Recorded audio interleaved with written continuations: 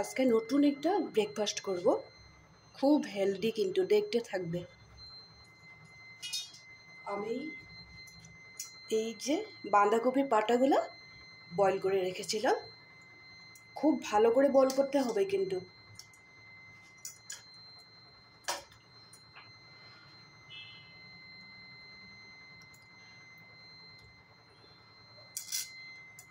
পাতাগুলো গরম জলের থেকে আমি তুলে নিয়েছি একটা স্ট্রেনারে। জলটা যতক্ষণে শুকিয়ে না যায়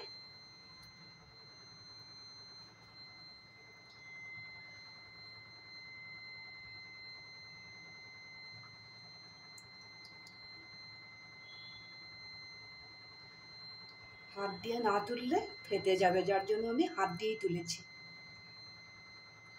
এইভাবে পাতাটা বয়েল করে নিতে হয়। এই যে পাতাগুলো এইভাবে বয়েল করে নিয়েছি, ভালো করে দেখা যাচ্ছে তো। স্টার্টিংয়ের থেকে আমি ভালো করে দেখিয়ে দিলাম জিনিসটা। এই যে বাঁধাকপির পাতাগুলো এইভাবে একটা একটা করে বয়েল করে নেবে। এখন পাতাগুলোর জলটা আমি ঝরিয়ে নেব।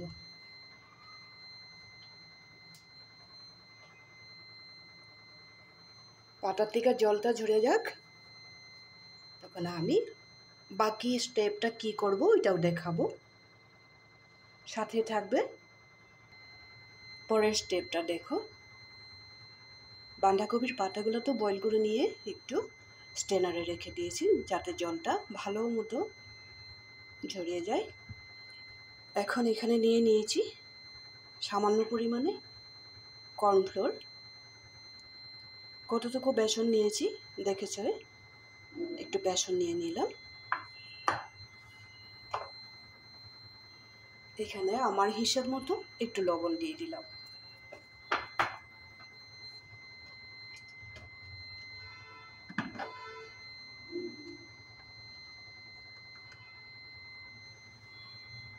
সামান্য পরিমাণে হলদি পাউডার।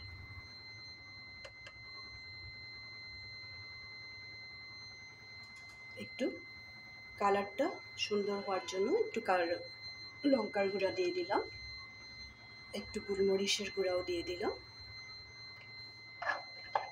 এখন আমি সবগুলো জিনিস অল্প জল দিয়ে ভালো করে মেখে নেব।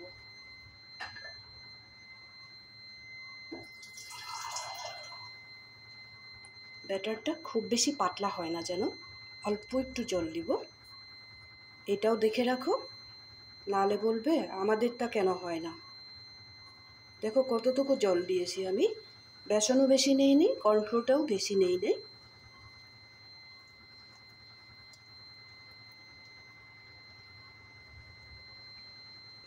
আর দিব না।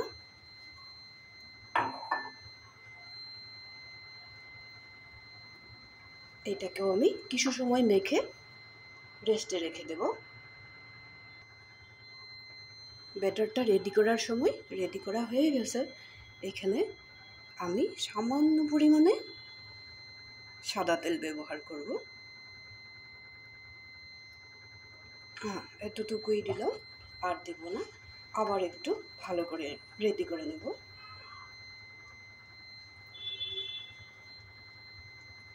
যতটা বানাবে অতটাই আমি 5-6টার মতো বানাবো, যার জন্য এই ব্যাটারটা যে বেশি করে বানাই নাই।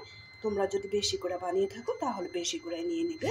কর্নফ্লাওয়ারটাও ওইভাবেই নিয়ে নেবে, বেসনও একটু বেশি করে নিয়ে নেবে। আর বাকি যা দিয়েছে তো দেখেছো। একটু লঙ্কার গুঁড়া দিবে, না দিলেও কিছু হবে না, কিন্তু একটু গোলমরিচের গুঁড়া দিতে ভুলবে না। লবণটা হিসাব মতো দিবে, একটু হলদি পাউডার দিবে। যখন ব্যাটারটা গুলিয়ে নেবে তখন একটু ইসে দিয়ে দেবে, সাদা তেল দিয়ে দেবে, দিয়ে কিছু সময় রেস্টে রেখে দেবে। এখন আমি পাতাটার ভিতরে যে স্টাফিংটা দিব এটার জন্য আমি রেডি করে রেখেছি। এখানে আছে আলু সিদ্ধ, পেঁয়াজ, নিচে কেটে রেখেছি ধনে পাতা, আর একটু বেশি করে কাঁচা লঙ্কা। এটা আমি সুন্দর করে সিদ্ধটা মেখে নেব। তোমরা যেইভাবে বাড়িতে আলু সিদ্ধ বানিয়ে থাকো ওইভাবে রেডি করে নেবে, কিন্তু কাঁচা লঙ্কা আর ধনে পাতা পেঁয়াজটা একটু বেশি করে দেবে। ভিতরে আলু সিদ্ধটার মধ্যে একটু সরষের তেল দিতে ভুলবে না। এখানে রেখেছি ডিম। ডিমটাকে আমি একদমই পাতলা করে কেটে নেব। গ্রেট করে দিলেও হয়, কিন্তু এইভাবে যদি কেটে নিই দেখতেও ভালো লাগে আর খেতেও খুব মজার হয়, যার জন্য আমি এইভাবে কেটে নিলাম। গ্রেট করে দেবে না, গ্রেট করে দিলে কি হবে, আর একবার বল হবে যখন, তখন যে একদম গুঁড়ো হয়ে যাবে, বোঝাই যাবে না। এইভাবে পাতলা পাতলা করে স্লাইস করে দিলে হয়ে যাবে। দেখিয়ে দিলাম।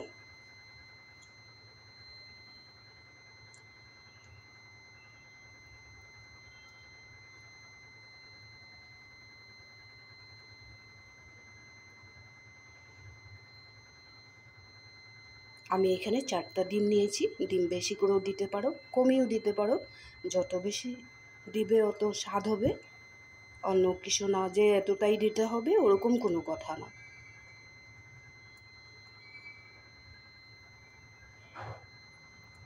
সবগুলো ডিম কেটে নিয়েছি। এই কটা জিনিস আমি সাইডে রেখে দেব।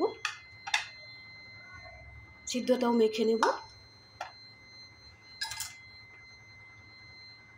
এখন আমি বয়েল করে রাখা পাতাগুলা একটা একটা করে রেডি করে নেব। এই যে একটা নিয়ে নিয়েছি। শপিং বোর্ডের মধ্যে জায়গা কম হবে, পাতাগুলো বেশ বড় বড়, যার জন্য আমি এক একটা করে রেডি করব। দুটো তো নিতেই পারি, আর একটাও নিয়ে রাখলাম। জলটা কিন্তু খুব সুন্দরভাবে ঝরে যেতে হবে জলটা। এখন আমি সিদ্ধটা মেখে নেব, তারপরে দেখাচ্ছি। সিদ্ধটা মেখে নিয়েছি, এভাবে সুন্দর করে মেখে নেবে।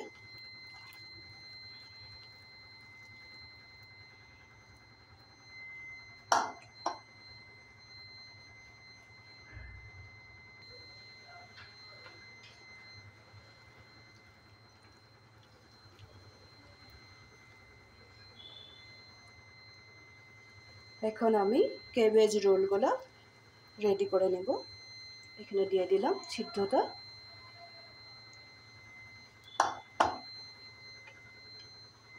স্লাইস করে রাখা ডিমটাও দিয়ে দেব।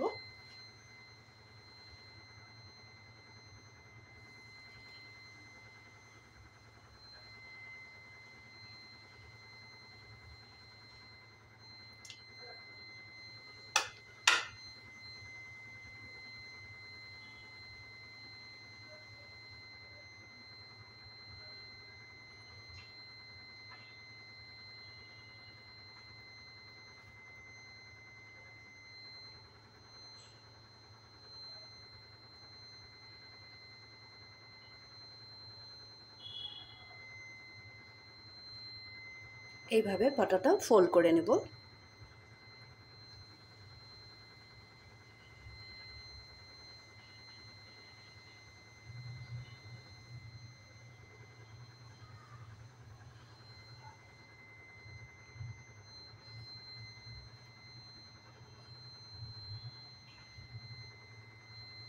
আরও একটা রেডি করে নেব।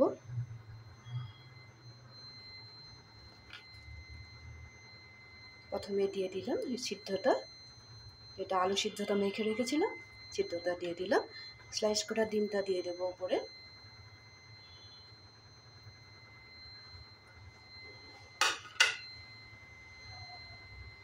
এইভাবে রোল করে নেব।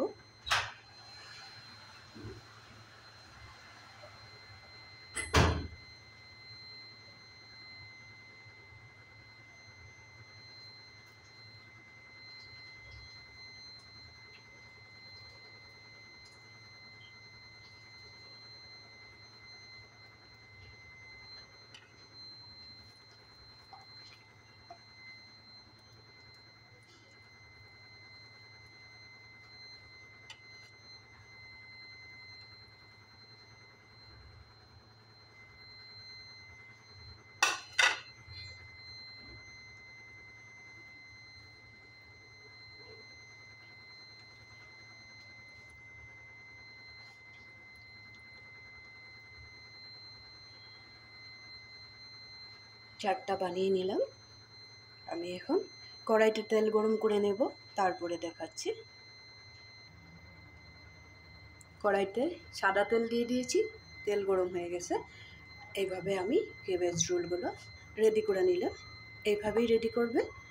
এখন আমি এই যে বেসন আর কর্নফ্লোর যে একটু রেডি করে রেখেছিলাম, এটার মধ্যে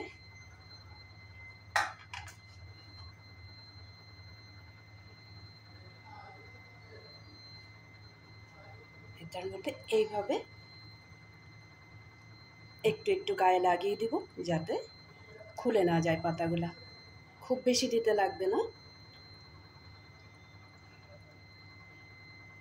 এখন ফ্রাই করে নেব।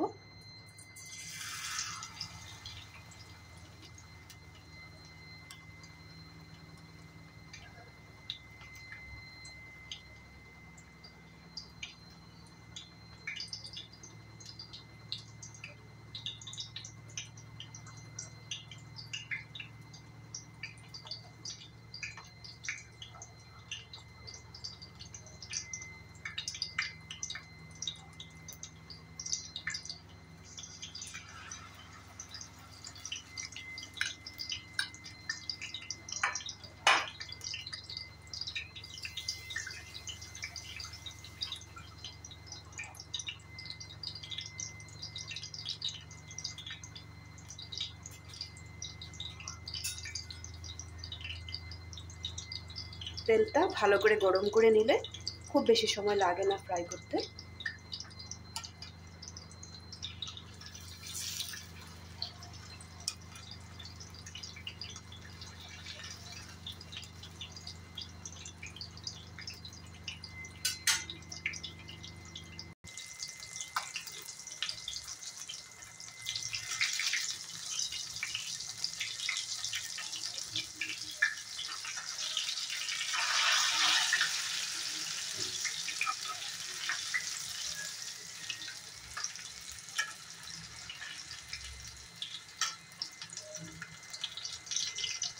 দুইটা রোল আমি রেডি করে নিয়েছি, এখন নামিয়ে নেব।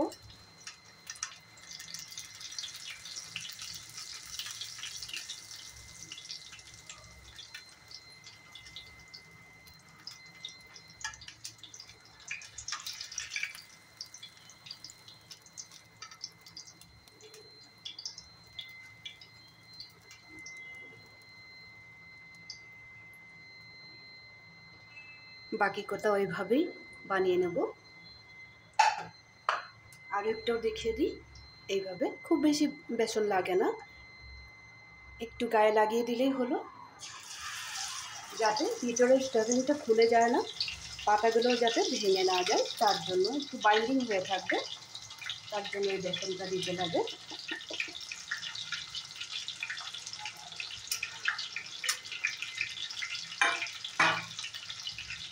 এইভাবে আমি সবগুলো রোল রেডি করে নেব।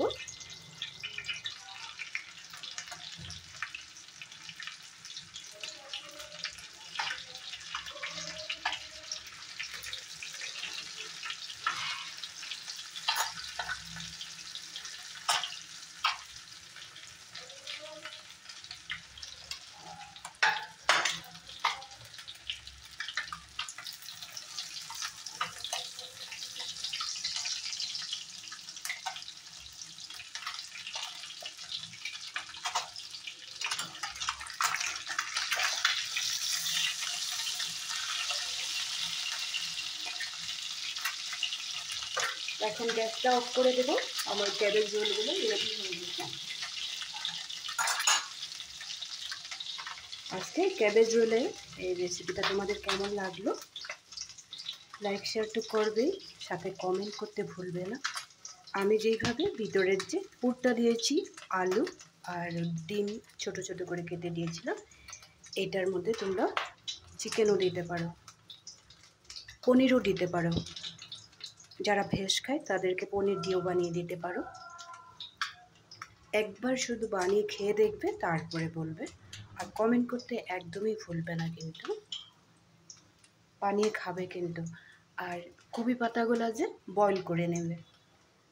আর ভিতরের জিনিসগুলো তো ডিমটা বয়েল হয়ে থাকে, আলুটাও বয়েল করা, আলু সিদ্ধটা সুন্দরভাবে মাখাও থাকে, সব কিছু দেওয়াই থাকে। যার জন্য উপরে বাইন্ডিংয়ের জন্য একটু কর্নফ্লোর আর বেসন রেডি করে নেবে, তারপরেই এই রোলগুলো বানাবে। ফেটেও যাবে না আর ভিতরের যে স্টাফিংগুলো যে বেরিয়ে যাবে না। তাহলে বেশি দেরি করব না, আজকের জন্য রাখি। বলবে কিন্তু ব্রেকফাস্টের রেসিপিটা কেমন লাগলো। ভালো থাকবে, সুস্থ থাকবে।